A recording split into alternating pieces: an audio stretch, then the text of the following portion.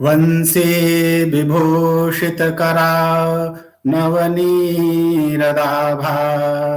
पीताम्बरादरुणबिम्बफलाधरोष्ठात् पूर्णेन्दुसुन्दरमुखादरविन्दनेत्रात् कृष्णात् परं किमपि तत्त्वमहं न जाने।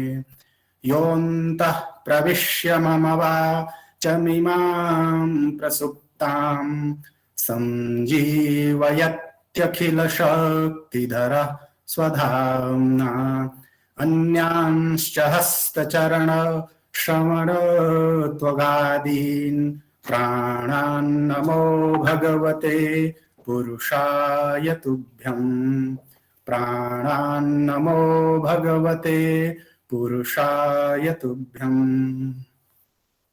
आप सभी को मेरा सादर प्रणाम। श्री शंकर शिक्षायतन वैदिक शोध संस्थान नई दिल्ली द्वारा समायोजित वैदिक व्याख्यान माला में आप सभी सुधीजनों का हार्दिक स्वागत एवं अभिनंदन है। कार्यक्रम का शुभारंभ वैदिक मंगलाचरण से होगा। इसके लिए मैं श्री लाल बहादुर शास्त्री राष्ट्रीय संस्कृत विश्वविद्यालय के शोधक छात्र श्री अभिषेक चंद्र झा जी से निवेदन करता हूं कि आप वैदिक मंगलाचरण से कार्यक्रम का शुभारंभ करें। श्री अभिषेक चंद्र झा जी। हरिः ॐ मासादा ससपाति मदभूतं प्रियमिन्द्रस्य काम्यं मासानिं मेधामया शिखगुसुवाः जां मेधां देवगणाः पितरश्चोपासते तया मामधियमेधायाग्ने मेधाविनं कुरु स्वाहा मेधां मे वरुणो ददातु मेधामग्निः प्रजापतिः मेधामिन्द्रश्च वायुश्च मेधां दाता ददातु मे स्वाहा इदं मे ब्रह्म चक्षधरं शोभे श्रियमजनुदां मयि देवा ददातु श्रियमुत्तमां तस्यै ते स्वाहा हरिः ॐ। बहुत बहुत धन्यवाद अभिषेक जी। वैदिक मंगलाचरण से आपने कार्यक्रम का शुभारंभ किया, इसके लिए मैं श्री शंकर शिक्षायतन की ओर से आपके प्रति हार्दिक आभार प्रकट करता हूं। आज हम सभी का यह परम सौभाग्य है कि आज जिस विषय पर व्याख्यान देने के लिए हमारे निवेदन को स्वीकार कर अत्यंत कृपा पूर्वक यहाँ उपस्थित हुए हैं, ऐसे महामनीषी ऋषि तुल्य पंडित अनंत शर्मा सर का मैं श्री शंकर शिक्षायतन की ओर से हार्दिक स्वागत अभिनंदन करता हूं। श्री शंकर शिक्षायतन जो कि वेद विज्ञान के महान विद्वान पंडित मधुसूदन ओझा के जिस वेद विज्ञान को लेकर के निरंतर संलग्न है, उस वेद विज्ञान को प्रचारित प्रसारित करने में आदरणीय पंडित शर्मा सर का भी अनन्य योगदान है। आज हम सभी जिस आवरणवाद विमर्श विषय को लेकर के सर का व्याख्यान सुनने वाले हैं, यह आवरणवाद ग्रंथ पंडित मधुसूदन ओझा प्रणीत जो सृष्टि विषयक वाद ग्रंथ की उनकी जो श्रृंखला थी, उसका यह एक अत्यंत महत्वपूर्ण ग्रंथ है। और इस ग्रंथ का सर ने हिंदी भाषा में अनुवाद तो किया ही है, इस पर एक विस्तृत टिप्पणी भी उन्होंने अंत में पाद टिप्पणी के रूप में दी है, जो हमारे लिए इस ग्रंथ पर शोध कार्य के लिए अनेक मार्ग प्रशस्त करती हैं। यद्यपि सर का जो संस्कृत जगत के प्रति जो योगदान है, उसका बखान तो मैं मेरे जैसा शोध छात्र करने में असमर्थ है, तथापि मैं सर की जो भी अकादमिक उपलब्धियां हैं उसके बारे में आप सबके समक्ष कुछ बताना चाहूंगा। सर ने अनेक ग्रंथों का प्रणयन किया है, जिसमें महाभारतीय युद्धोत्तर भारत के ऐतिहासिक कालगणना, भारत दर्शन समग्र दृष्टि, पुराण दर्शन समग्र दृष्टि, इन स्वतंत्र ग्रंथों का प्रणयन तो किया ही है। साथ ही आपके संपादकत्व में एक वैदिक कोश का भी प्रकाशन हुआ है। आपने ओझा जी के अनेक ग्रंथों का हिंदी अनुवाद और संपादन आदि का कार्य किया है। आज हम सभी का यह सौभाग्य है कि आप यहाँ कृपा पूर्वक हम सभी को अपने ज्ञान से लाभान्वित करने के लिए उपस्थित हैं। मैं श्री शंकर शिक्षायतन की ओर से आपके चरणों में साष्टांग प्रणाम करते हुए समस्त श्रोतृवृंद के तरफ से आपको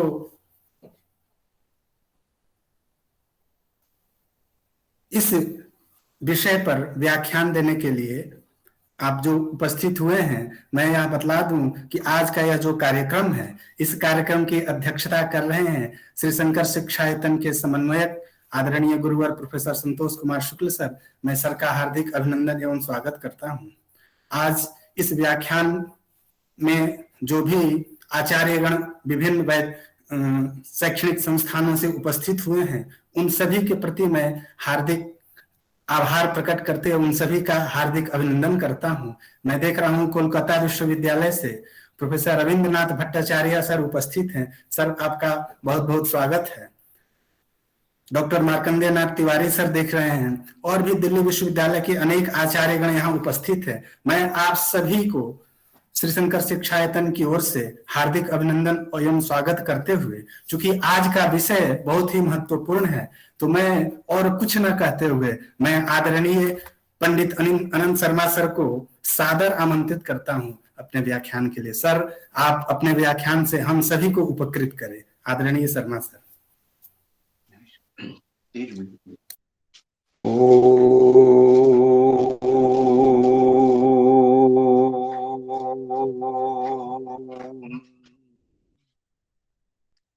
कृष्णं वंदे जगद्गुरुं।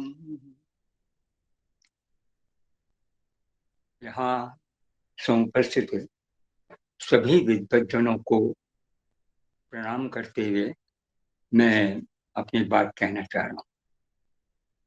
मुझे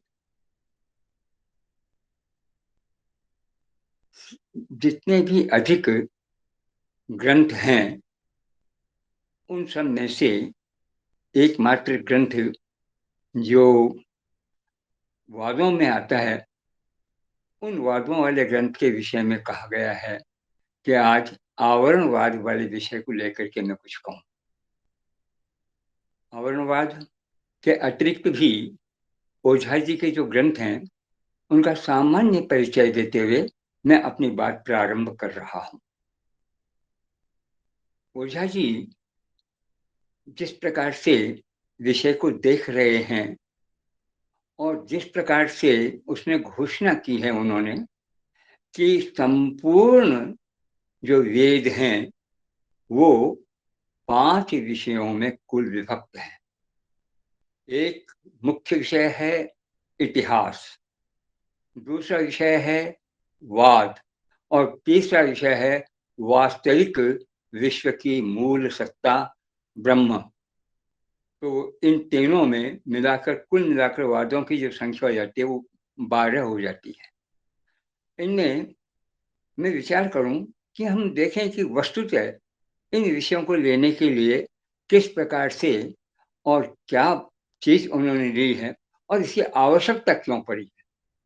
पहले आवश्यकता पर सामान्य दृष्टि डालता हूं। कुछ समय पहले आपने देखा है इसी देश में और इसी काल में ऋषि दयानंद का जन्म हुआ है। ऋषि दयानंद उन्होंने केवल एक बात कही है और संपूर्ण जोर उसी पर दिया है, और वो है कि वेदों की ओर लौटो। वेदों की ओर लौटो अर्थात आपके हाथ से निकले वेद हैं, इन्हें वापस पकड़ो, तो क्या हमने वेद छोड़ दिया था? क्या हम वेद से दूर चले गए थे, जो ऋषि दयानंद को कहना पड़ा? तो वास्तव में मुझे कहते बड़ा कष्ट होता है कि महाभारत युद्ध के बाद लगभग 1,500 वर्ष बाद तो कुछ ऐसी परिस्थिति हो गई है कि हम वेद आदि शास्त्रों का केवल नाम लेते मात्र हैं। उनके अनुसार क्या हो रहा है, क्या नहीं हो रहा है और क्या होना चाहिए, यह हमारी कभी दृष्टि गई नहीं।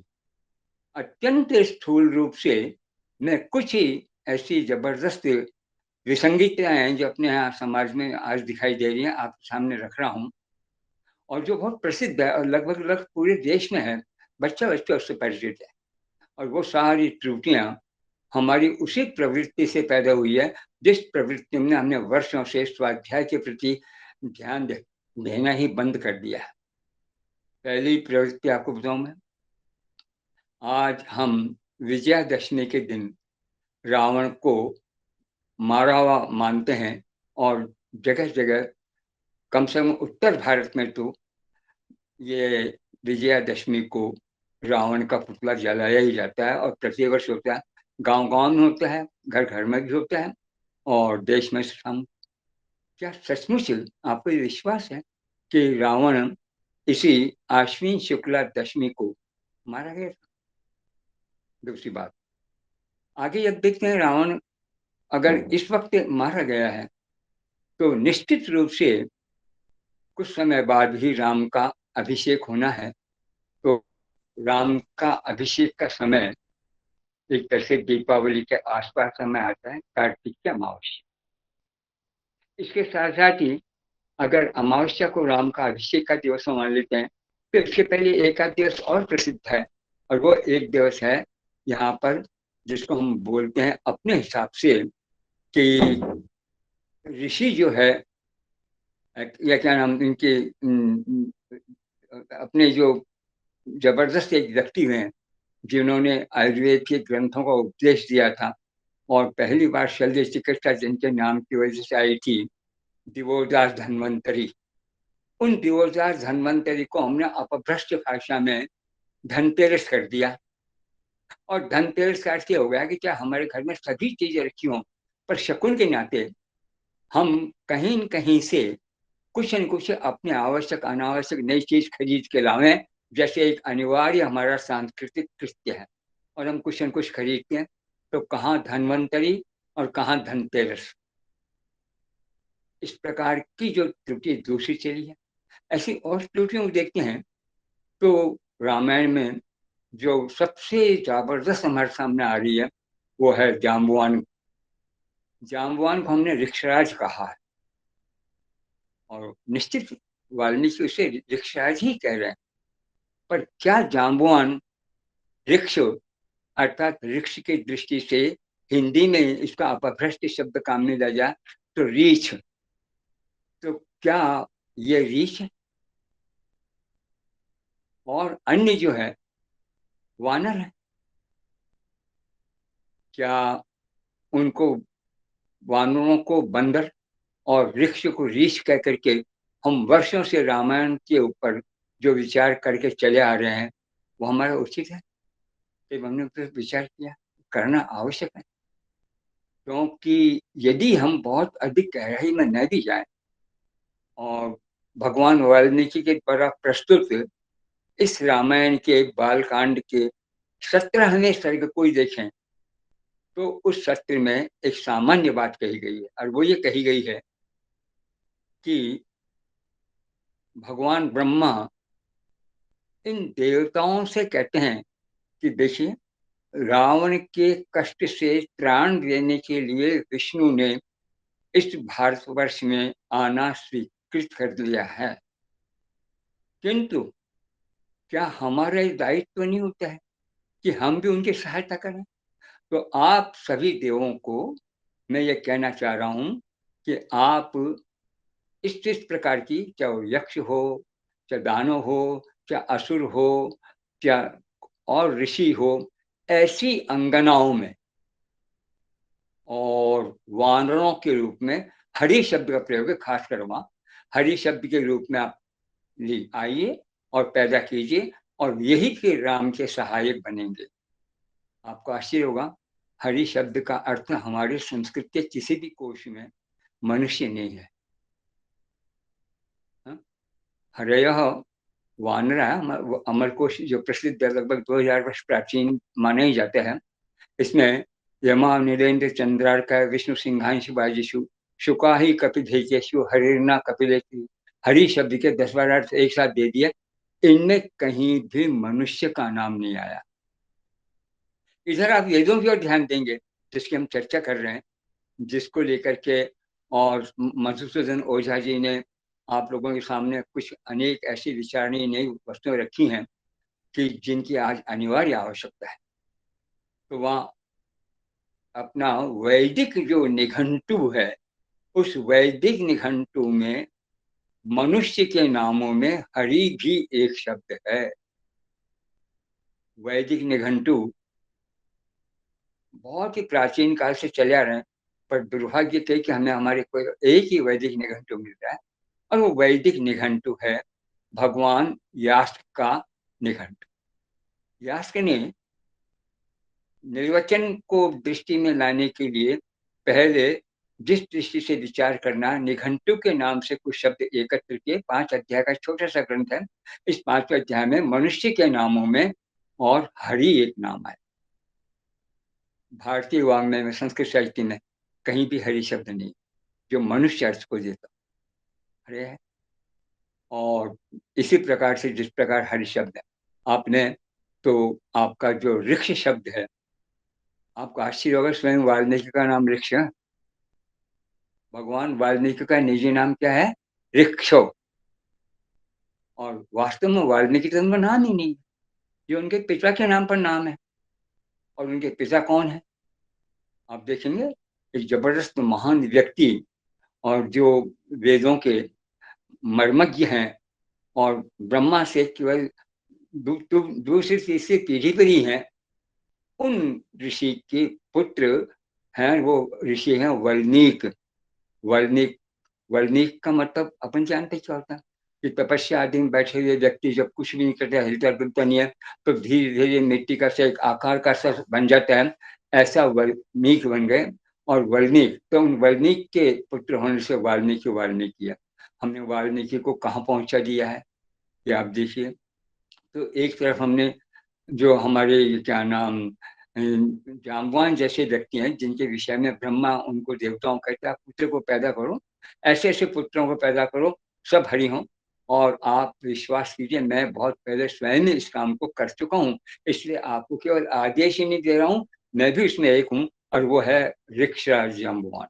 ऋक्षराज जाम्बवान भी बोल रहे हैं, उसको जन्म देने वाले भी बोल रहे हैं, और हरियों का एक प्रतिनिधि के रूप में जन्म दे रहे हैं।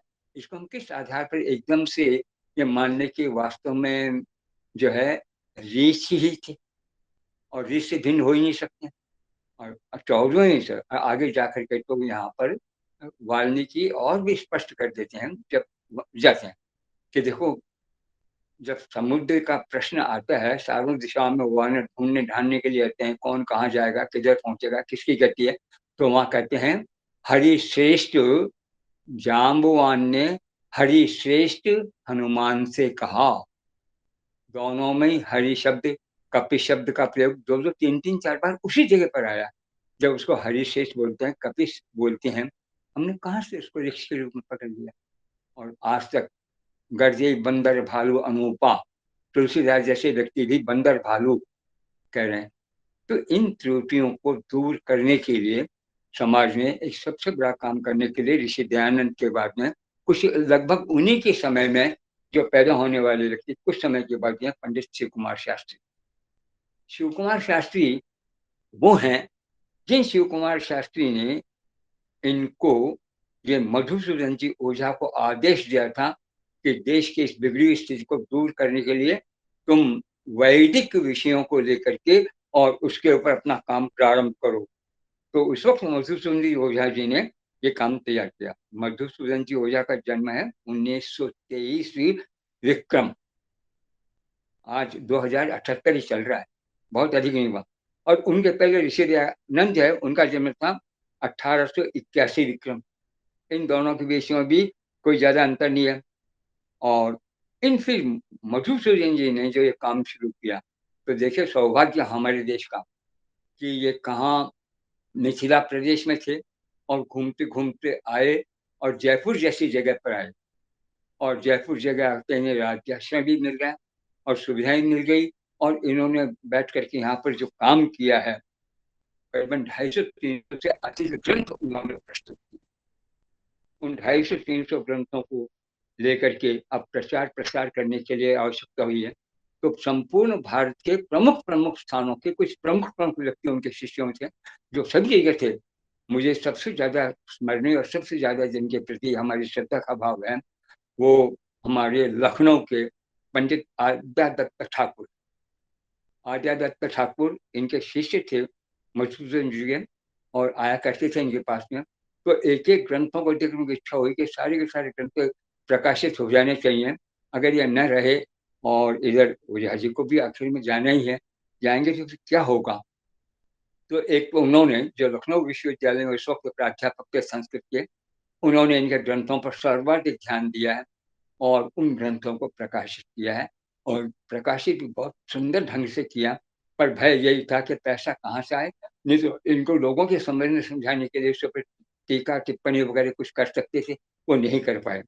उन्हीं मोतीलाल शिष्यों में मधुसूदन जी के एक मोतीलाल जी भी थे। मोतीलाल जी यहीं के थे, जयपुर के ही थे, विवाहित व्यक्ति थे, अच्छे थे। वो मोतीलाल जी का इनका बहुत अच्छा मधुसूदन जी से परिचय नहीं था। परिचय कहूँ, एक छोटी सी घटना है कि वाराणसी किसी कार्य के लिए गए हुए थे। तो मोतीलाल जी जो है जो महामहोपाध्याय गिरधर शर्मा चतुर्वेदी शिष्य थे, तो वहां पर कहीं ओझा जी की आवाज आ रही थी भाषण देने की। तो इन्होंने कहा ये कौन है। मुझे कहते बड़ा कष्ट होता है, बात मुझे कहनी भी नहीं चाहिए, पर वस्तु से मुझे ऐसा लगा कि गिरधर शर्मा जी ने जो कुछ काम किया है वो उस भावना से नहीं किया। अगर जिस भावना से संपूर्ण समर्पण अपने गुरु को करके उनके कार्यों के लिए गजब का अभिमान होना चाहिए, स्वाभिमान होना चाहिए। उन्होंने कहा अपने जयपुर के ही हैं और अच्छी विद्वान है, ये उपदेश दे रहे हैं। मोतीलाल जी ने तो जयपुर के हैं, तो मेरा सौभाग्य, घर चलती है, अभी इनसे मिलेंगे। और उन्होंने जैसे तैसे करके पहुंच गए, उन्होंने स्वीकार कर लिया। पिता को पता चला तो मोतीलाल जी को पत्नी सहित घर से निकाल दिया कि तुम ये सब कुछ धंधा नहीं करो। मोतीलाल जी ने कहा जैसे भी होगा मैं करूँगा, और मोतीलाल जी ने दुख सुख पा करके और ये काम किया। उन्हीं मोतीलाल जी के यहाँ भी एक ऋषि कुमार जी थे जो पढ़ते थे। मोतीलाल जी से उन्होंने खूब अच्छी से ज्ञान प्राप्त किया।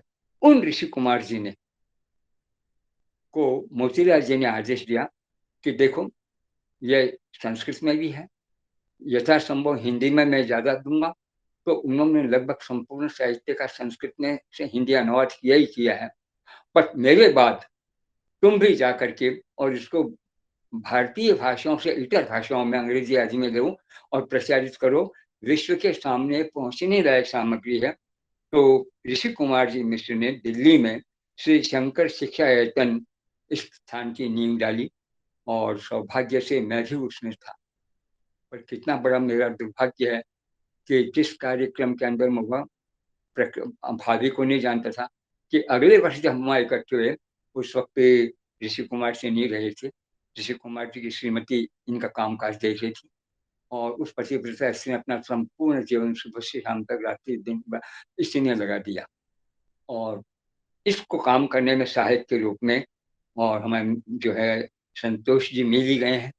और जिस प्रकार से काम हो रहा है, आप इस कार्यक्रम को इस रूप में देख रहे हैं। आप तो इन सज्जनों से, और जब आवरणवाद वाली बात पर कुछ चर्चा की जाती है, तो मैं थोड़ा सा बता देता हूँ कि आवरणवाद के विषय में ये आज ही जो चर्चा है वो तीसरी है।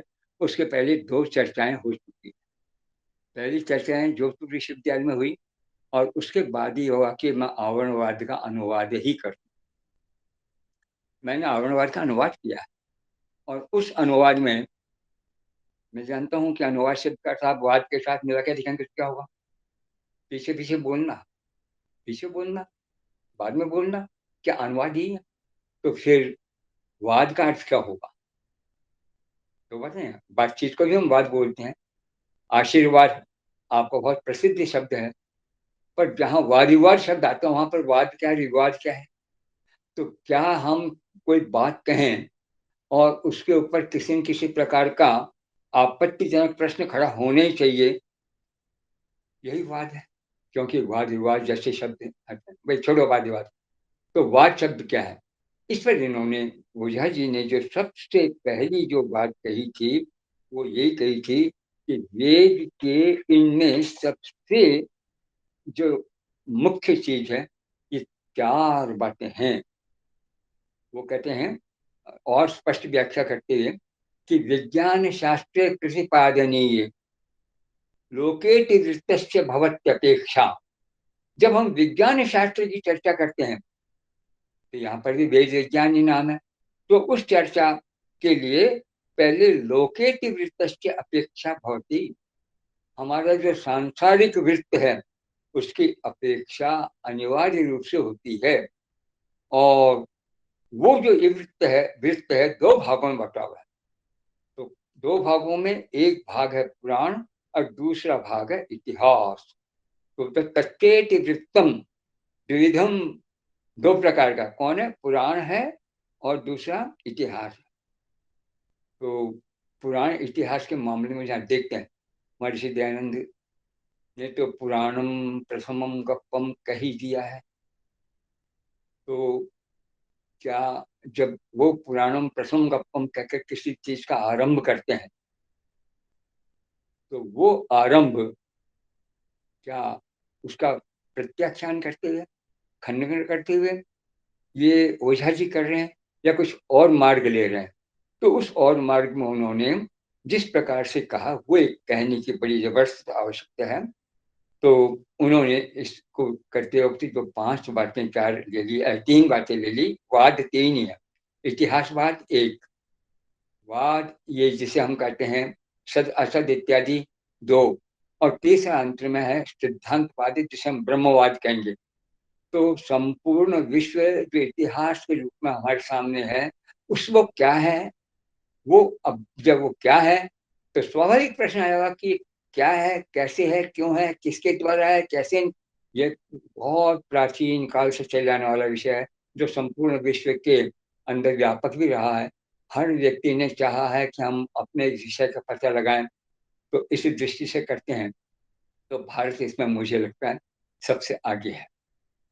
आज भी जो हम लोग अगर अपने पंचांगों को देखें और बताएं कि वेद कब बना था, सृष्टि कब बनी थी, तो 1,97,59,44,44,000 वर्ष इसके द्वापर के पहले पहले वेद को बने हुए, और उसके बाद में कुछ वर्ष बाद सृष्टि। तो एक बात तो स्पष्ट हो गई कि वेद सबसे पहले बना, सृष्टि के पहले बना, सृष्टि के पहले बना।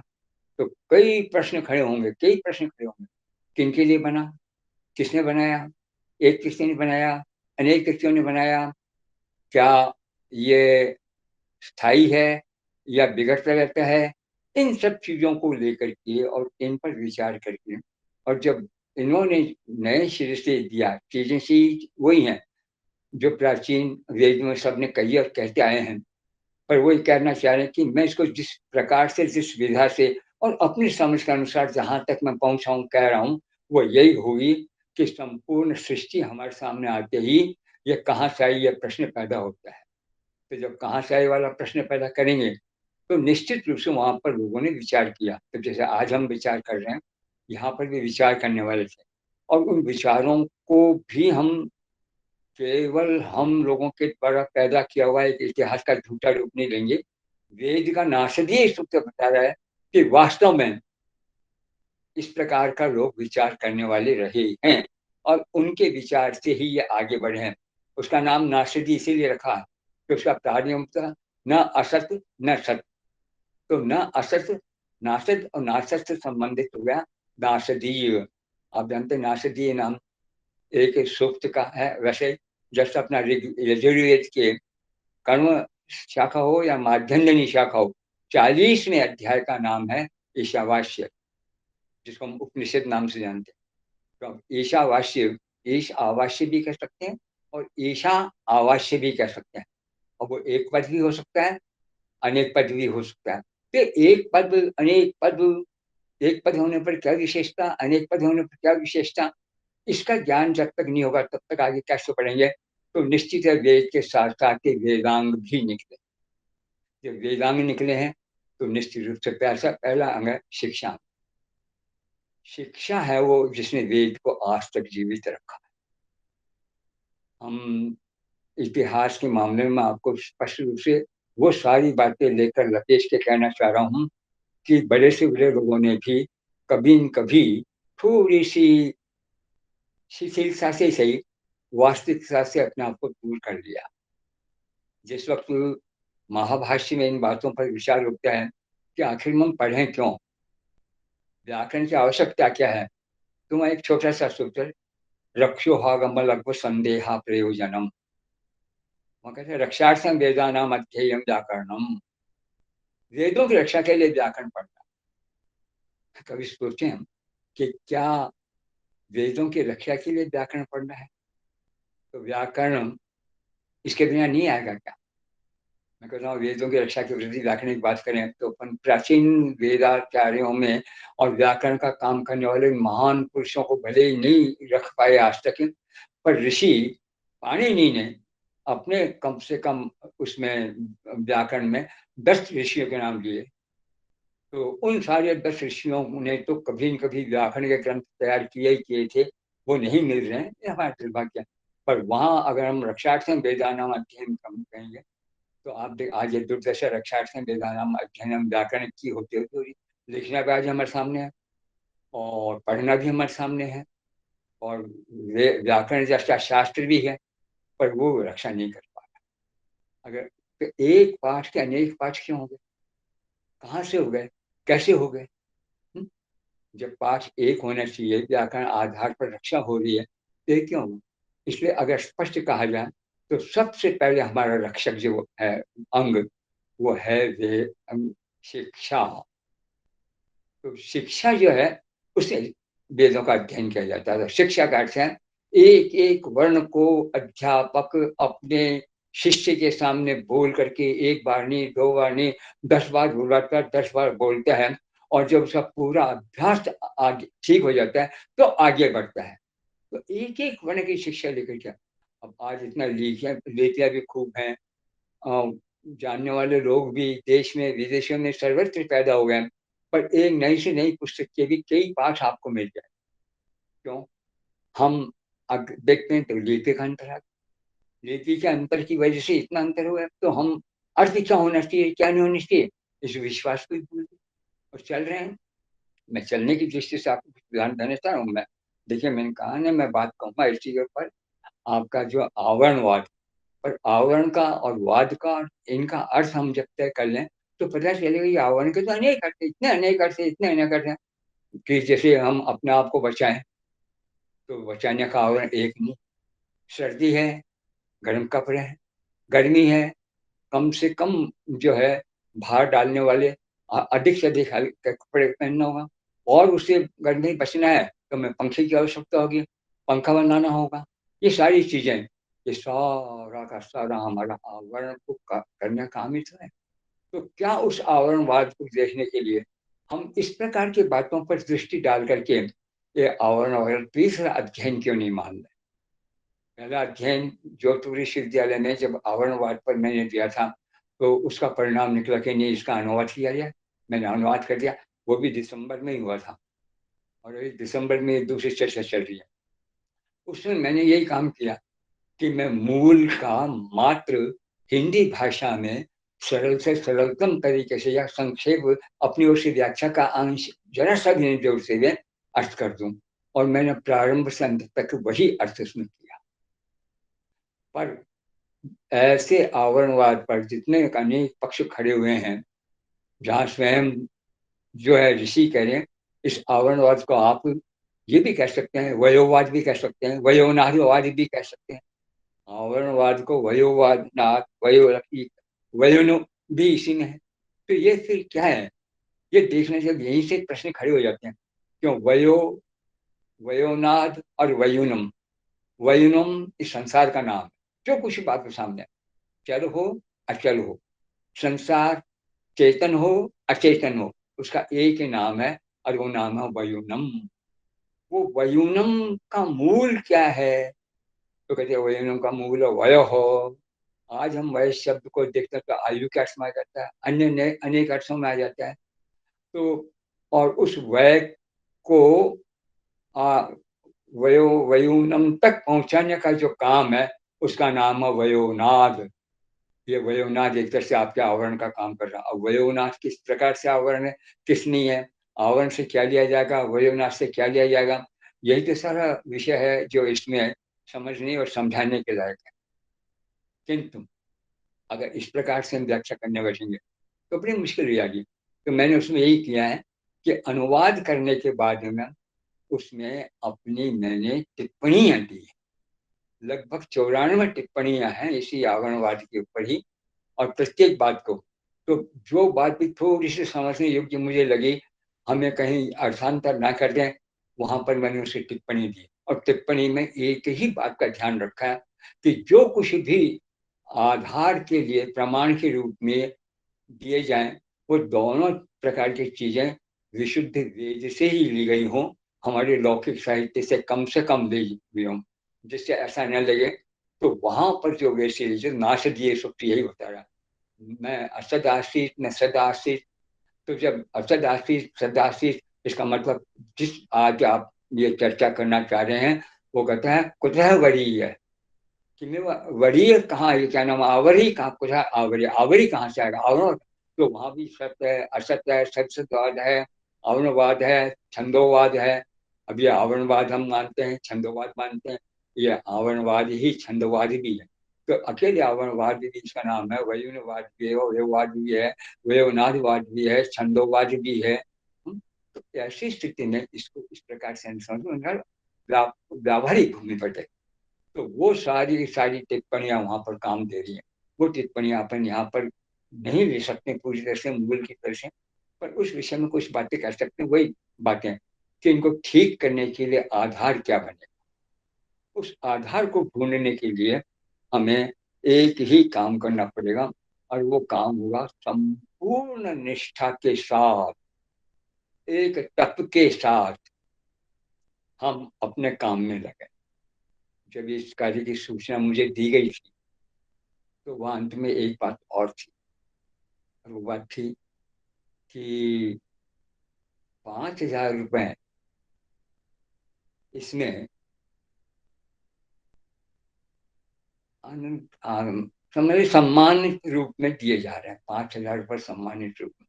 मैंने कहा इसका मतलब ये काम करने वाले लोग कोई और हैं, मैं कोई और हूँ, जो इनके पास नहीं है मेरे से लेना चाह रहे हैं, और मुझे प्रसन्न करने के लिए 5,000 रुपए दे रहे हैं।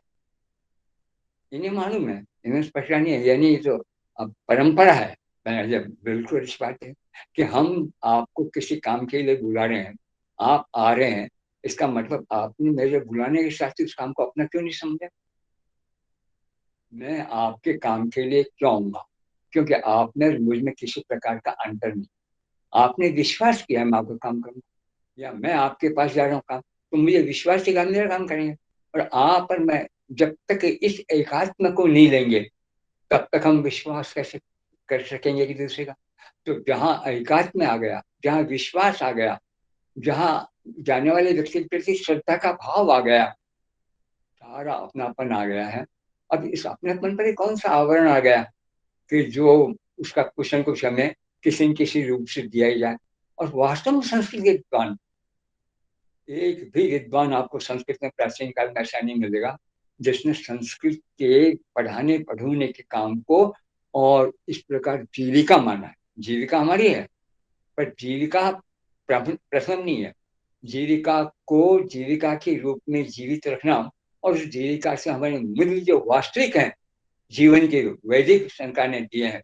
वैद ने एक ही बात कही है, प्रमुख रूप से एक ही बात कही है, ऋषि मैं क्या नाम मनुस्मृति ने एक ही बात किया कि प्रतिदिन हमें नाना प्रकार के कामों में आना पड़ता है, नाना प्रकार के भावनिक चीजें आ जानी पड़ती हैं, कई विपत्तियां आ जानी पड़ती हैं। इन सबको टालते टूटते अलग लड़ते झगड़ते हम कब करें, क्या करेंगे? तो उन भगवान मनु ने हमें एक बहुत सुंदर आश्रय दिया कि तुम्हें एक ही काम करना, सब कुछ करो, कराते रहो, यत्न करो, कर सकते हो तो, परंतु ये एक ऐसा काम है जिसमें तुम नहीं भूलोगे, वो काम एक ही है, नित्यम ही वेदाधिगम, नित्यम वेदाधिगम।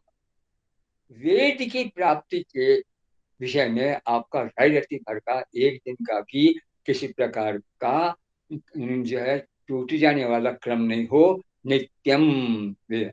और आगे है, जब वेदाधिगम है तो वेदाधिगम किस लिए है? भैया कि ज्ञान अगर प्राप्त है तो उसकी सफलता कर्म में है। ज्ञान को अगर हम कर्म के साथ जोड़े ही नहीं तो ज्ञान किस काम का? ज्ञानम भारः क्रियाम बिना, तो भार हो जाएगा। और भार वाला ज्ञान जब उद्देश्य सामने है नहीं और हम उस ज्ञान को उस ज्ञान की दृष्टि से देख नहीं रहे तो फिर क्या करेंगे? तो भगवान मनु ने हमारे सूर्य भाव को लेकर के और ये कह दिया है कि नित्यम ही वेदाधिगमः, और उसके साथ साथ वैदिक कर्म को प्रतिदिन करना, कर्म योगो ही वैदिक। नित्य आप वेद पढ़ो एक बार, और वेद का बताया हुआ सारा कर्म प्रतिदिन करने की चेष्टा करो। नित्य में वेदाधिगम कर्म योग से वैदिक, वो कर्म योग वैदिक हो जाए। वैदिक कर्मयोग और वेद की प्राप्ति तो क्या लो अति सकामी। आज हमारा वैदिक कर्मयोग और वैदिक की प्राप्ति होती है, सब कुछ उसमें होता, तो क्या सचमुच इतना इस प्रकार का जो काम चल रहा है वो कुछ आगे बढ़ता नहीं है? भगवान की कृपा से जब इतने इतने लोग इस देश में पैदा हुए हैं और आए हैं और इन्होंने किया भी काम, हाथ में लिया, जीवन इसमें दे दिया, और हम उसके प्रति आस्था भी रखते हैं, नहीं तो क्यों खड़ा करते इस काम और करना, और फिर भी हम नहीं कर पा रहे, इसका कहीं न कहीं कमी है। तो हमने नित्यम ही वेदाधिगम है और कर्म योगस्य वैदिक है, इसको पकड़ा नहीं है, पकड़ लेते। देखिए आप, अपना जो मूल वेद का प्रमुख कार्यात्मक रूप है वो यज्ञ है, और यज्ञ वाले वेद को हम यजुर्वेद कहते हैं। अब वहां यज्ञ का अर्थ किया गया है देव पूजा, संगतिकरण और दान, ये तीनों मिलकर यज्ञ है। देव पूजा क्या है? आज आर्य समाज के नाम से देखते हैं तो देवों के नाम से ही चिढ़ जाते हैं, अरे देव देव देव देव कहाँ से आएगा? वो महाशक्ति तो एक ही है। तो देव शब्द ही वैसा है, तब दिखाई तो जगह जगह वेदों में भी भिन्न भिन्न। चलो फिर देव शब्द को कहो देवा ही विद्वान सहो, देव शब्द का विद्वान अर्थ कर लो, जहाँ कहीं भी आया देव विद्वान। वाह, आप मकान बना रहे हैं तो विद्वान है, अरे कौन? मकान को बनाने वाला, शिल्प का काम करने वाला, वो व्यक्ति विद्वान है। तो वो कर्म से है, जितना अच्छा उसने कई जगह कर्म किया होगा उसी को आप भी ढूंढ कर लाएंगे कि भाई तुम अपना मन चाहा पैसा लो, पर हमारा शिल्प का कर्म बहुत अच्छा होना चाहिए। तो कर्म योग ही वैदिक की बात है। उसने अपना दिन रात देख करके जिस भाव से किया है, आज आप भी उसे अपना बनवा रहे हैं, और अब चूंकि वो आपका काम कर रहा है और उसका एक जीवन है, तो जीवन के अंदर जीविका के रूप में उस काम में कहीं बाधा नहीं आने देगा। वो देखा जिस दिन जीविका बाधा करने लगी उस में जो यार दूसरे लोग को बुलाना शुरू करते हैं, मुझे कोई बुलाया ही नहीं। तो जीविका के बिना जीविका, और जीविका में पावनता, और पावनता में सारा जीवन को देना। आप जानते हैं अपने वाल्मीकि रामायण का जो सबसे पहला सर्ग है बालकांड का, उसका नाम मूल रामायण है। क्या नाम है? मूल रामायण। आपको पता नहीं, इस युग में पता है नहीं है, बचपन में जब मैं प्रथम परीक्षा में पढ़ रहा था तो वहां पर मूल रामायण में खूब मिलती थी, टीकाएं भी, हिंदी में भी, संस्कृत में भी, टिप्पणियां भी, बड़ी बड़ी व्याख्या भी, और भाषाओं के में भी, और पर नाम उसका मूल रामायण ही होता था। आज कहीं मूल रामायण नाम नहीं, मूल रामायण है ही नहीं। तो फिर मूल रामायण क्या हुआ? जब वाल्मीकि बनाने वाले हैं, वाल्मीकि लिखने वाले हैं, तो पहले तो मूल रामायण और फिर 24,000 श्लोक रामायण। अब इस पर कौन सा आवरण पड़ा हुआ जो हम उखाड़ नहीं सकेंगे? हमारा दायित्व तो पहले होना चाहिए, इसे वो मूल रामायण क्यों कहा? तो आपको स्पष्ट होगा मूल रामायण कहाँ से ही है। पहले ही श्लोक लीजिए आप, हम कहाँ गड़बड़ कर गए। तपस्वाध्याय निरतम तपस्वी वाग्विदाम्बरम नारदम परिपप्रच्छ वाल्मीकि मुनि पुंगवम। तप और स्वाध्याय में लगे हुए भगवान नारद जैसे और विद्वानों में कुशल व्यक्ति को महर्षि वाल्मीकि ने प्रश्न किया। तो नारद के विषय ने तप स्वाध्याय निरतम, तप का क्या है? हमने नारद को भी एक जगह बैठे देखा ही नहीं। नारद जी को देखते दिन रात घूमते रहते घूमते रहते घूमते रहते, फिर तप क्या है? वेद कहता है तद्धि तप जब स्वम ददाति।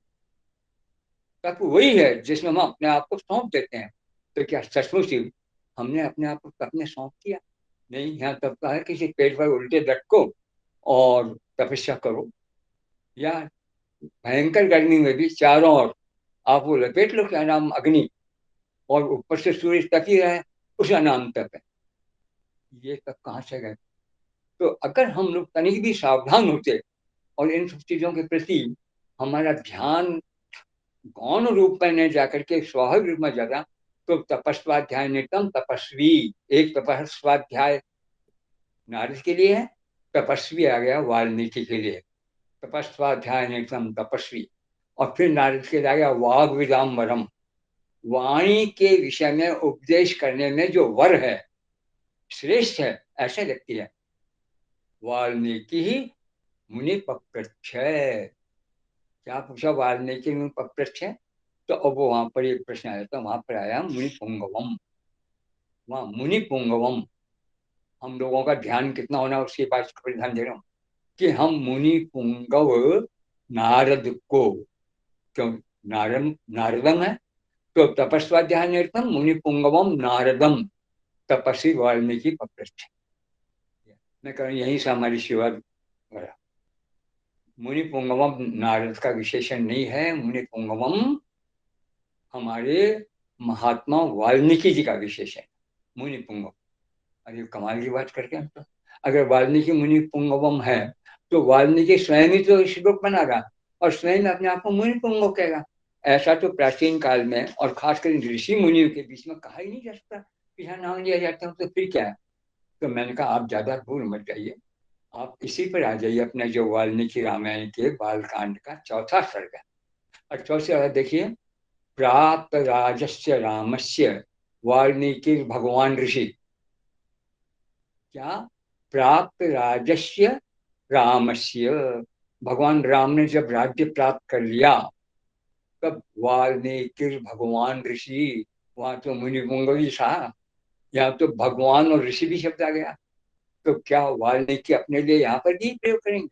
और ऐसे ग्रंथ वाक्य पद प्रयोग इस 24,000 ग्रंथों के रामायण में सर्वत्र है। हमारा ध्यान जाता है वहां पर, रह सकते हो वाल्मीकि भगवान ऋषि।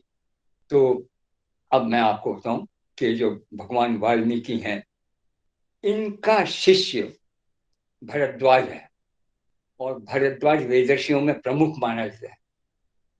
वो भरद्वाज इस वाल्मीकि रामायण का प्रथम संपादक है, और वो अपने गुरु के लिए बीच बीच में इस प्रकार का प्रयोग करता जा रहा है। जहां तक ये वैसे ही जैसे आप देखेंगे कि महाभारत वेद व्यास की रचना किसकी है? रचना।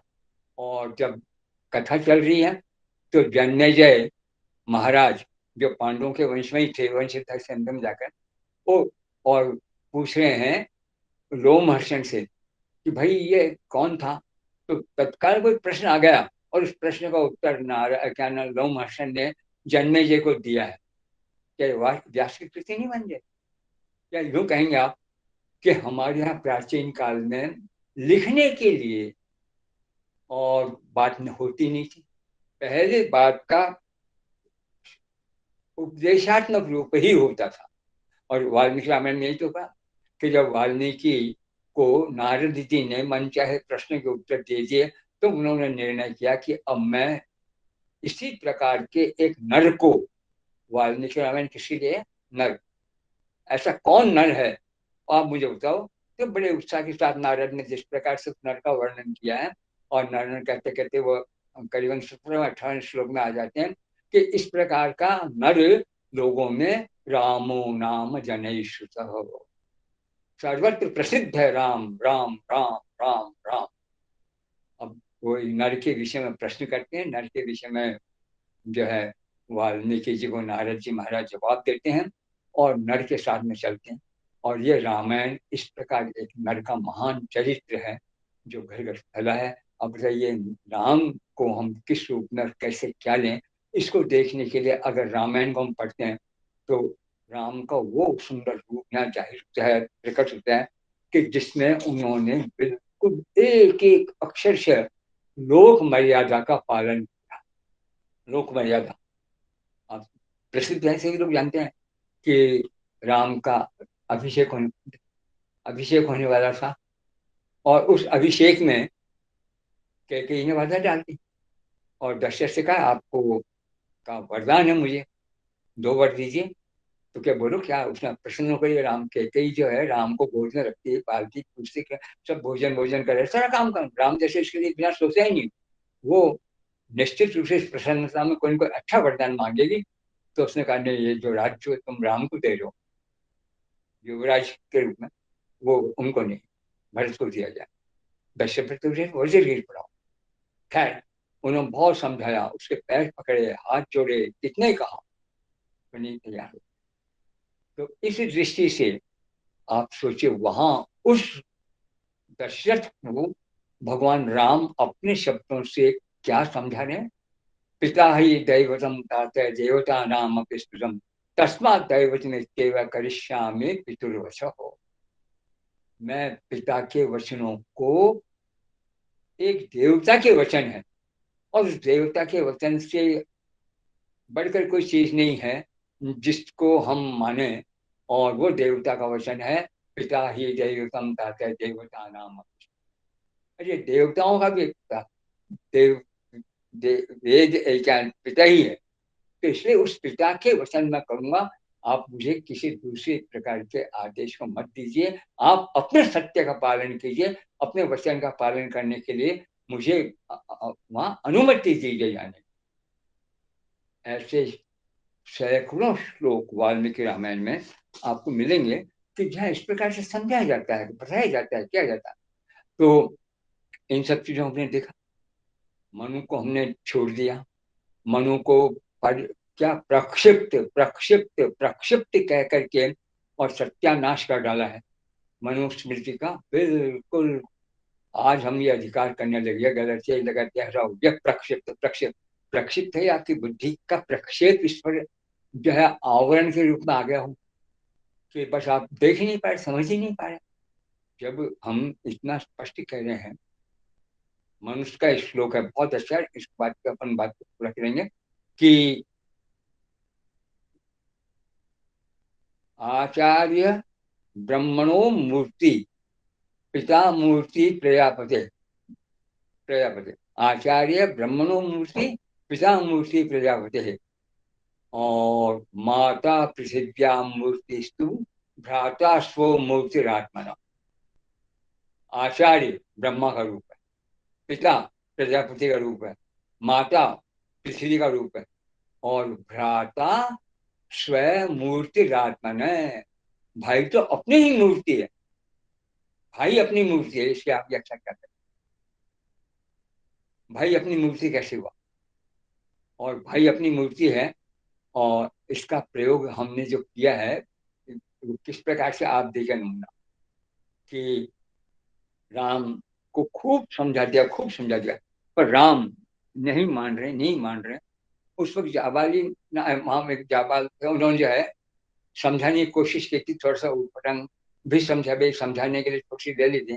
तत्काल राम क्रुद्ध हो गए, कहीं मेरे पिता का सबसे बड़ा काम यही किया कि ऐसे नास्तिक व्यक्ति को हमारे यहाँ ऋषियों की कोठी में रख करके और मंत्री मंडल में लिया नहीं, मुझे पसंद नहीं है।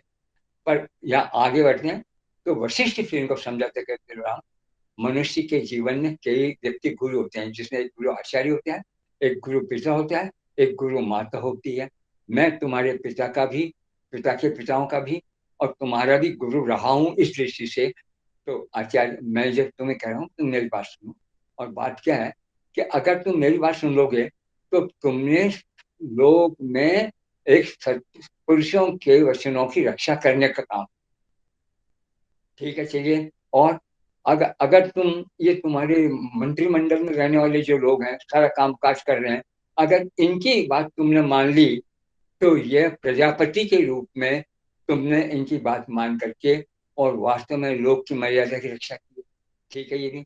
और तीसरी, ये जो तुम्हारे माँ वगैरह हैं, ये सब कुछ प्रार्थना कर रहे हैं, इनको भी रख लोगे। तो यह सब कुछ तुमने रख लिया, पर इन सबको रखने के बाद में भी तुमने लोक की रक्षा ही की है।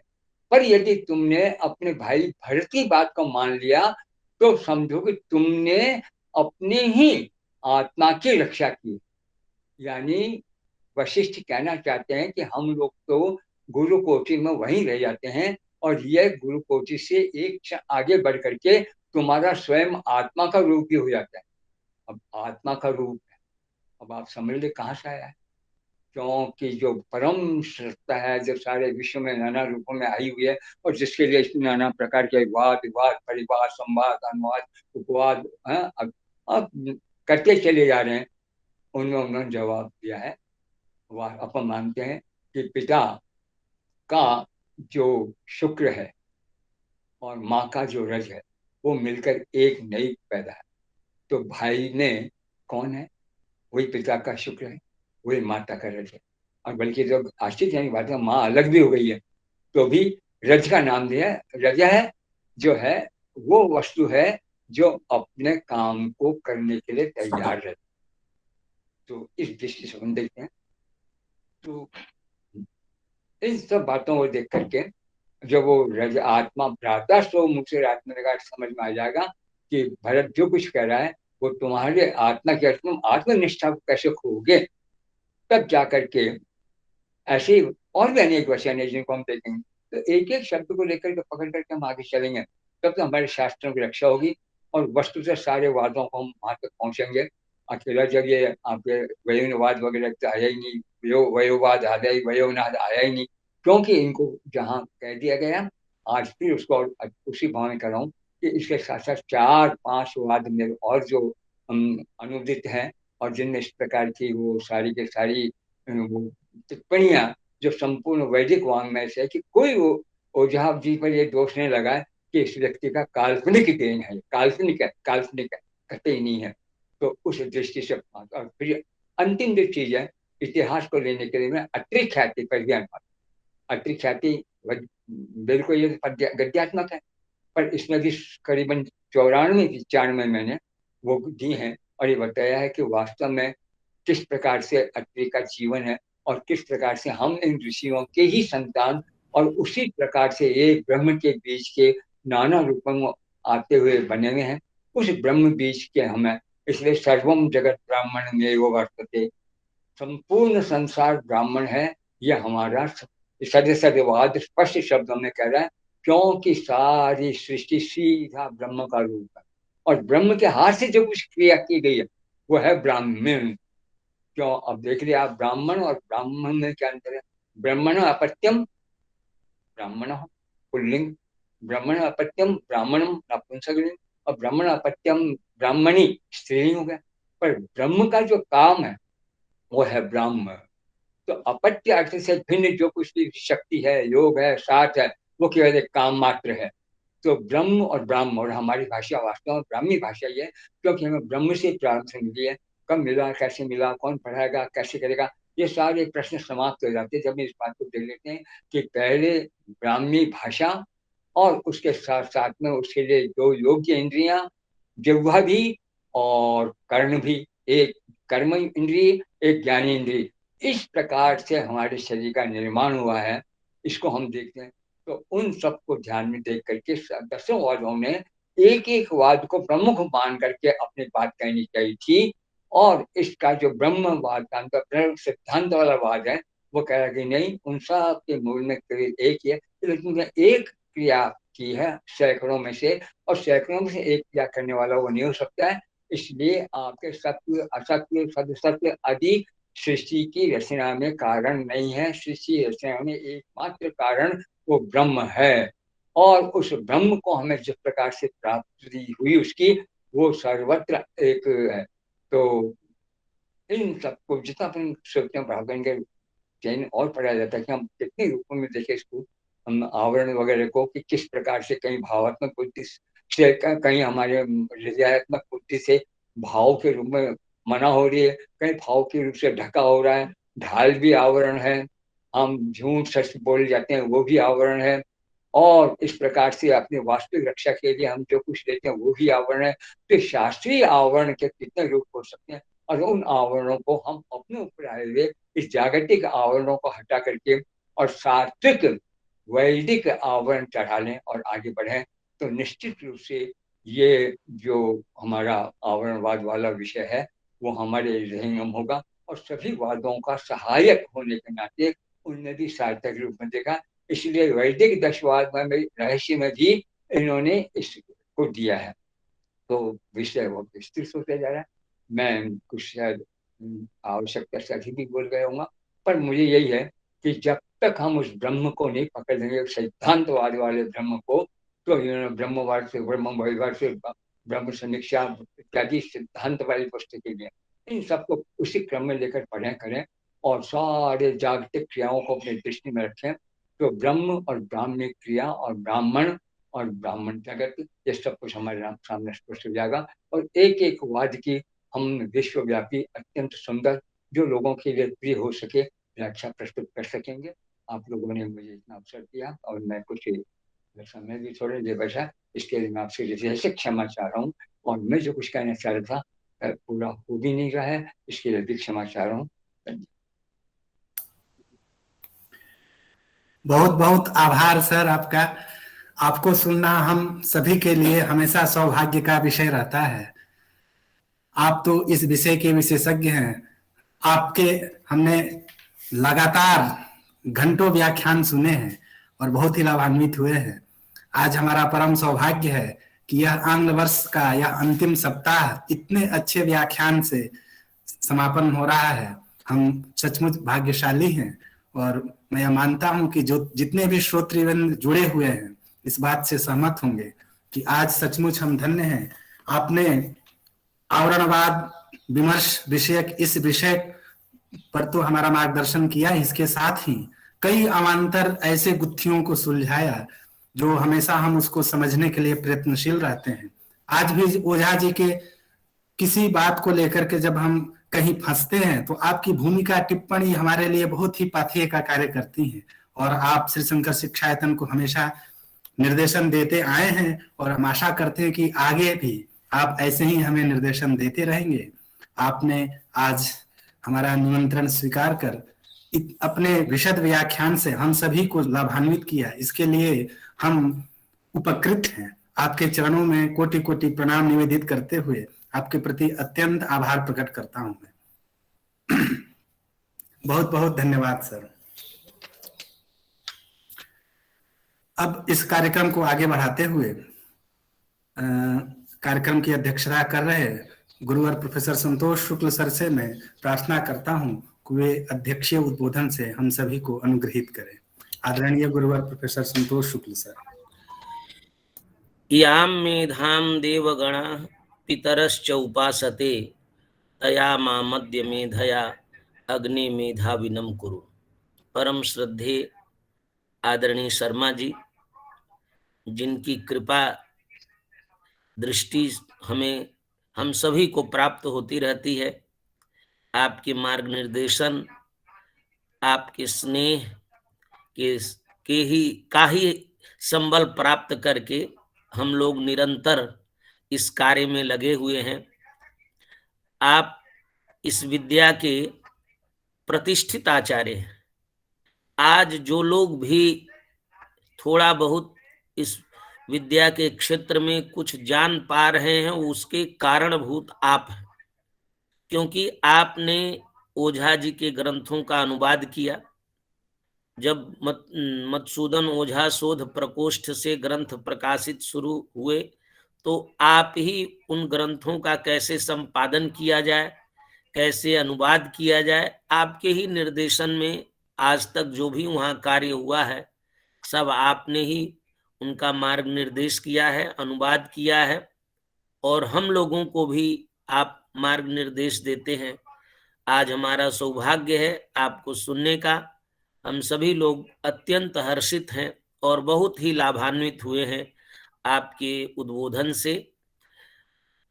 आप का व्याख्यान हम निरंतर चाहते हैं, लेकिन अवस्था की दृष्टि से हम सोचते हैं कि आपको हम कष्ट न दें, नहीं तो आपका मार्गदर्शन हमारे लिए पाथेय है। आप कुछ भी बोलते हैं तो हमारे लिए एक निधि बनती है और उसी के सहारे इस क्षेत्र में हम शोध कर पाएंगे, आगे अन्य हमारी दिशा आगे बढ़ेगी। तो मैं आपके प्रति अत्यंत कृतज्ञ हूं कि आप हमारे निवेदन को स्वीकार करके आज आपने व्याख्यान दिया, और आगे भी इसी प्रकार से मैं निवेदन करूंगा और आपके उद्बोधन से हम उपकृत होते रहेंगे। आज का जो विषय था आपने बड़ी स्पष्टता के साथ और व्यापक विमर्श के साथ इसका उपस्थापन किया है। कुछ कहने का नहीं है, फिर भी थोड़ा समय है हमारे पास 10-15 मिनट का, तो मैं आवरणवाद पर आपके समक्ष कुछ अपनी बात रखना चाहता हूं। आवरणवाद, जैसे आदरणीय शर्मा जी ने बताया कि 10 वाद रहस्य, 10 वादों का एक तत्व ये भी है 10 वादों में से, किमावरीयः कुहकस्य, ये जो नासदीय सूक्त का जो अंश है किमावरीयः, तो ये जो आवरण क्या है, यहीं से आवरणवाद का उत्स है और ओझा जी ने इसी से आवरणवाद का निरूपण किया है कि यही उसका मूल है, और आवरणवाद पर उन्होंने चर्चा की। आवरणवाद का मतलब है बाह्य रूप, और इस संसार में, संसार को हम कहते हैं नाम रूपात्मक जगत। तो ये जो नाम रूपात्मक जगत है, जो आवरण है, ये आवरण ही संसार का मूल है। आवरण का जो स्वरूप उन्होंने दिया, और ओझा जी लिखते हैं कि प्राणा पृथक प्राण विशेष पूगान आ वृण्वते ते प्रभवन्ति भावा तत्रेदमेवा वर्णम प्रधानम वृते ऋते क्वापि न वस्तु बुद्धि। आवरण जो है, इसी आवरण भाव वस्तु का जो स्वरूप हमें बोध होता है, जो उसका बाह्य स्वरूप हमें है दिखाई देता है, यह आवरण ही प्रधान है, और आवरण के बिना किसी वस्तु के स्वरूप को हम जान नहीं सकते। ये जो संसार में जितने वस्तु हैं, इसी को कहते हैं, नैयायिक कहते हैं, अविधेयत्वम ज्ञेयत्वम पदार्थस्य सामान्य लक्षणम। तो अविधेयत्व अविधान करते हैं और जानते हैं प्रत्यक्षादि इंद्रियों से। तो प्रत्यक्षादि जो प्रमाण है वो बाह्य वस्तु का ही ग्रहण करते, जो आकारवान होते हैं उन्हीं से प्रत्यक्ष प्रमाण होता है, और जिनका प्रत्यक्ष होता है तो प्रत्यक्ष मूलक ही अनुमान होते हैं, उपमान होते हैं, शब्द होते हैं, अनुपलब्धि, ये सब प्रत्यक्ष मूलक। प्रत्यक्षाधीनानि सर्वाणि प्रमाण। यदि प्रत्यक्ष न हो तो न अनुमान हो सकता, न उपमान, क्योंकि व्याप्ति ज्ञान चाहिए, और व्याप्ति ज्ञान साहचर्य नियम से हो। तो इसीलिए जो संसार है यह रूपवान है, और रूपवान है तो उसका नाम भी है। तो अविधेयत्व है और ज्ञेयत्व है, ये पदार्थ का सामान्य लक्षण किया गया। तो आवरण जो है यही मूल कारण है इस संसार का। तो जो साधारणतः हम जानते हैं कि जो पदार्थ का बाह्य रूप है, वस्तुतः जितने भी पदार्थ हैं उनका कोई न कोई आकार है, कोई न कोई आकार धारण किए हुए हैं। तो इसका कारण क्या है? कार्य कारण भाव कैसे बनाएंगे? तो कहते हैं जो सजातीय कारण से ही सजातीय कार्य उत्पन्न होता है। इसीलिए आवरण रूप सृष्टि का आवरण ही कारण होना चाहिए। आवरण रूप जो सृष्टि है, नाम रूपात्मक जो सृष्टि है, उस सृष्टि का कारण भी आवरण होना चाहिए।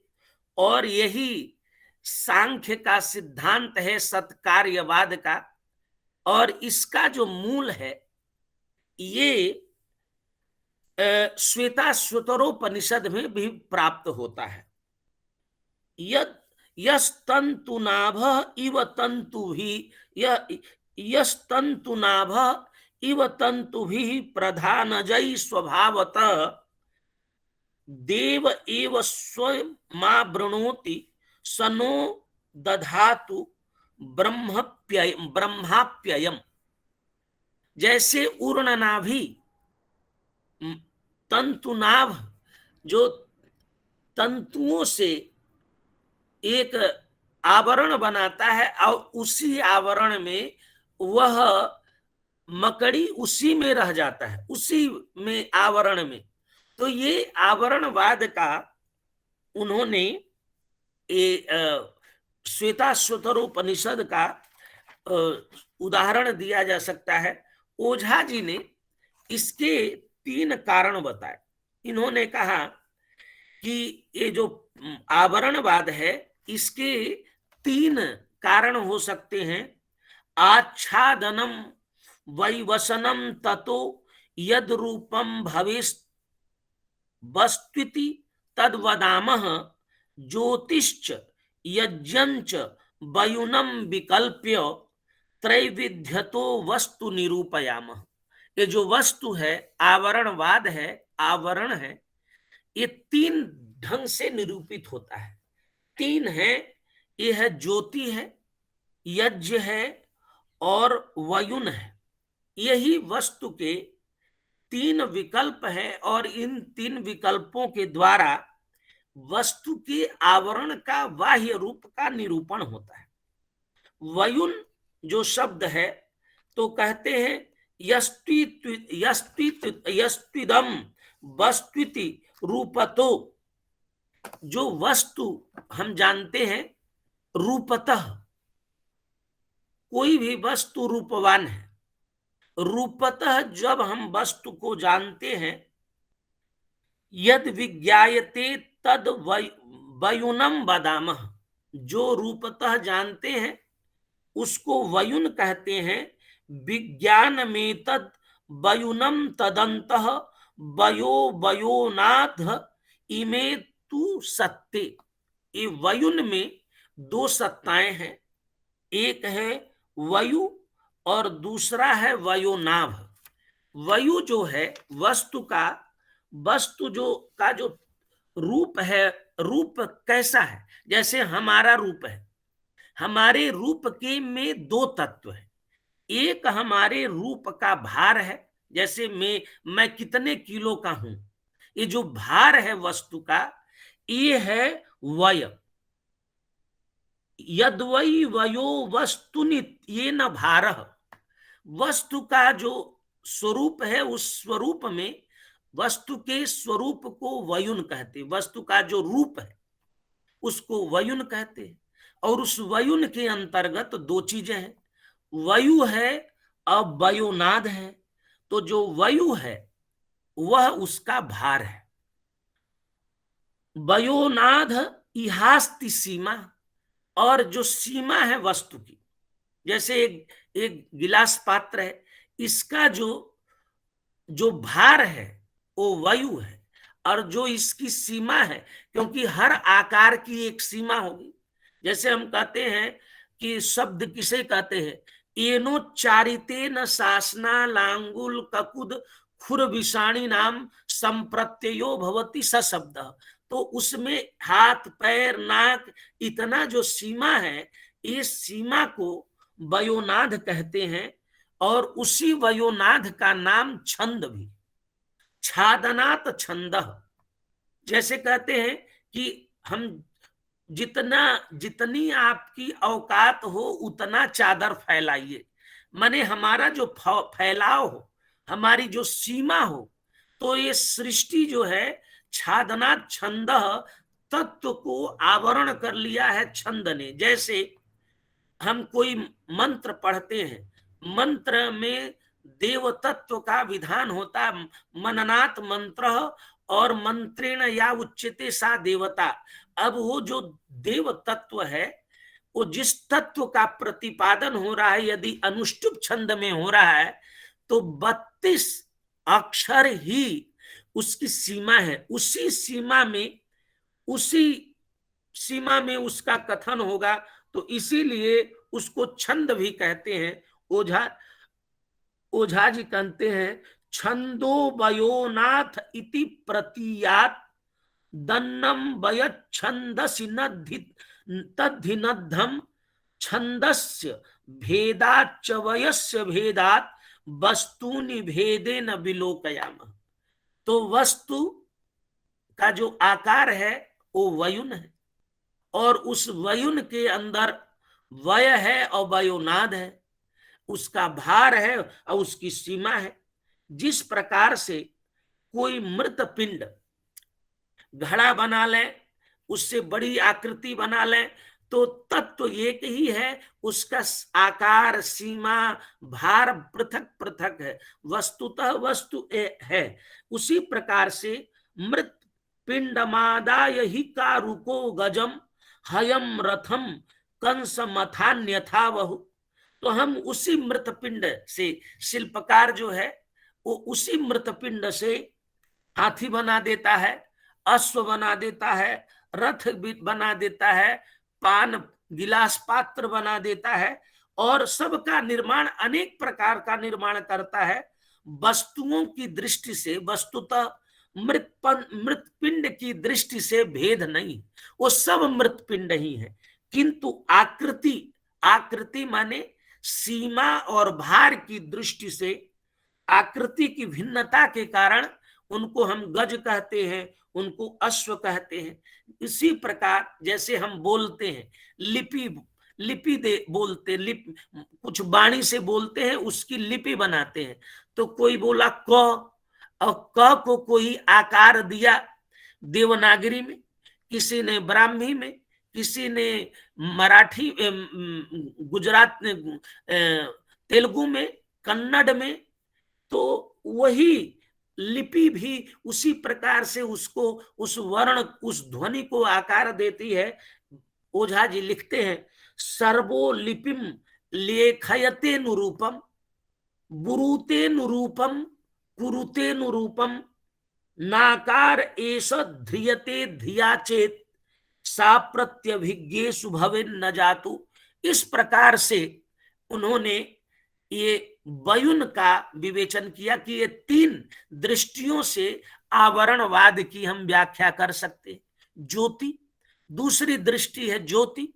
ज्योति क्या है कि विद्योतते यत् स्वयं तदाहु, जो प्रकाशित होता है। हर तत्व में कोई एक उसकी प्रकाश होने की उस सब में एक क्षमता होती है।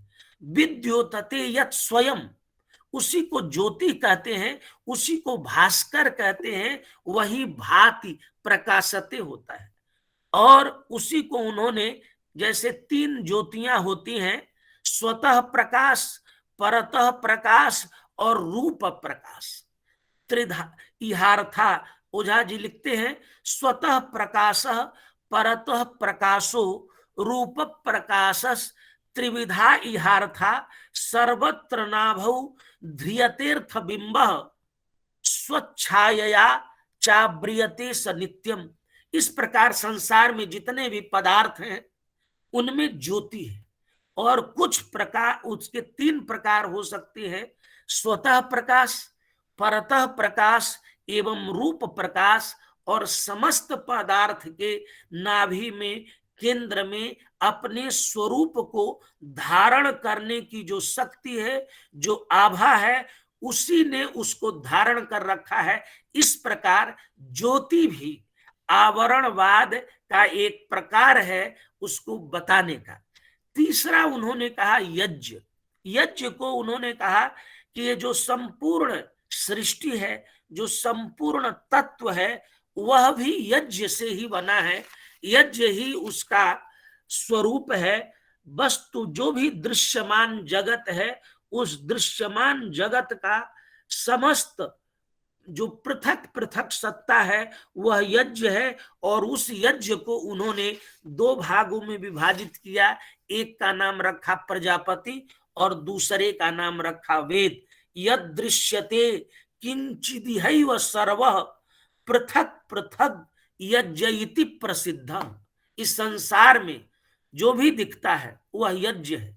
यज्ञेन यज्ञम अयजंत देवाः, यज्ञ से संपूर्ण सृष्टि हुई, पृथ्वी उत्पन्न हुई, चंद्रमा उत्पन्न हुए, जीव पशु पक्षी छंदांसी यज्ञिरे ऋचः सामान्य यज्ञिरे, इस सब यज्ञ से ही सारे संसार की सृष्टि हुई है और वही उसके रूप है। तो यद दृश्यते किंचिदिहैव सर्वः पृथक पृथक यज्ञ इति प्रसिद्धि। और उसके दो भेद किया, प्रजापतिर्वेद इति दुधायम विभज्यते यज्ञ इति प्रतीयात। इस प्रकार ओझा जी ने इस आवरणवाद में वयुन, ज्योति और यज्ञ, इन तीन वादों के तीन प्रकार से त्रिधा इस आवरणवाद की व्याख्या की। और यज्ञ के और स्वरूप को प्राणमय, मनोमय, वाक, प्राण, मन इत्यादि के द्वारा उसका प्रतिपादन इसमें विस्तार से किया है। लेकिन मैं समय अधिक हो रहा है तो उपसंहार करते हुए ओझा जी ने इस आवरणवाद को छंदोवाद भी कहा है, इसको प्राणवाद भी कहा है, इसको वयुनवाद के नाम से भी उन्होंने उद्धृत किया है और कहा है आवरणवाद एव छंदोवादश्च वयुनवादश्च स प्राणवाद एवं स वयोवादश्च शक्यते वक्तुम।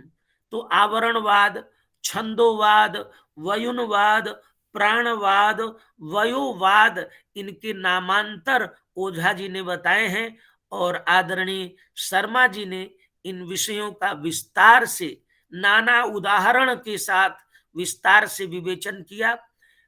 मैं केवल उन्हीं बातों की, उनकी कही हुई बातों का पुनरावृत्ति कर रहा था क्योंकि समय था 15 मिनट का हमारे पास, तो उस समय का सदुपयोग किया और बद्धम एक बार आपने बता दिया, उसी बात को मैं पुनः अनुवृत्ति कर दिया, उसी को पढ़ करके पुनः कथन कर दिया, जिससे जो आपने बात बताई वह सुबद्ध हो जाए। इसी दृष्टि से इस बात को कहा। आपके प्रति अत्यंत कृतज्ञ हैं कि आप हमारी प्रार्थना को स्वीकार करके यहाँ उपस्थित हुए और इसी प्रकार भविष्य में भी हमें आप अपना आशीर्वाद दीजिए, मार्गदर्शन दीजिए। और आदरणीय श्रीमती मिश्रा जी के प्रति हम लोग कृतज्ञ हैं जो निरंतर हमें प्रेरित करती रहती हैं और इस सभा में नाना विश्वविद्यालयों और महाविद्यालयों से जुड़े हुए आदरणीय दुबे जी जो सदगृहस्थ हैं, सेवा से निवृत्त होते हुए भी निरंतर वेद, गीता आदि के अध्ययन, शोध, मनन में लगे रहते हैं। आप भी जुड़े हुए हैं, आपके प्रति भी हम कृतज्ञ हैं और इन्हीं शब्दों के साथ आप सभी के प्रति कृतज्ञता व्यक्त करता हूं और मैं आगे की कार्यवाही के लिए मणिशंकर द्विवेदी जी को आमंत्रित करता हूं। बहुत बहुत धन्यवाद। जी बहुत बहुत आभार सर आपका। आज हम सब वस्तुतः धन्य हैं और बहुत ही भाग्यशाली हैं कि आज इस पल के हम सभी साक्षी बन रहे हैं, क्योंकि आज इस आंग्ल वर्ष का यह अंतिम सप्ताह है और 7 दिन बाद नए आंग्ल वर्ष में हम प्रवेश करेंगे। और पिछले जो लगभग 1.5-2 वर्ष से जिस काल से हम लोग गुजर रहे हैं, इस आशा के साथ कि आगे अगला जो वर्ष आने वाला 2022, उसमें पिछले जो 1-1.5 साल की जो जिस विभीषिका से हम लोग गुजरे उसकी पुनरावृत्ति न हो, इसी शुभकामना के साथ मैं आप सभी सुधीजनों के प्रति आभार प्रकट करने के लिए श्री शंकर शिक्षायतन के वरिष्ठ शोध अध्येता डॉक्टर लक्ष्मीकांत विमल जी से सादर निवेदन करता हूं कि वे सभी सुधीजनों का आभार प्रकट करें। डॉक्टर लक्ष्मीकांत विमल जी। आप सभी का मेरा प्रणाम। आज का व्याख्यान अत्यंत ही उत्तम था। परमादरणीय शर्मा जी ने विविध विषयों को वाल्मीकि रामायण से, व्यास के निरुक्त से, हरि और ऋक्ष को स्वरूप बताते हुए इन्होंने एक बात कही कि जो आवरणवाद है इसमें तीन दृष्टि, एक लोकवृत्ति की अपेक्षा, लोकवृत्ति इतिहास का पक्ष, दूसरा बाद जो सृष्टि की उत्पत्ति सिद्धांत, और तीसरा जो कारण है ब्रह्म जो सिद्धांतवाद।